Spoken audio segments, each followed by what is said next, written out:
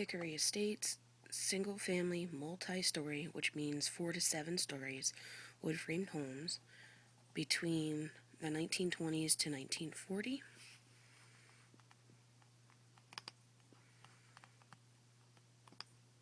In Walnut Heights, wood framed houses, single family, newer construction, which is going to mean after 1940. And then what you're going to do is go down to Building Response and click on the descriptions of the types of homes in the areas. So we'll go with mobile homes.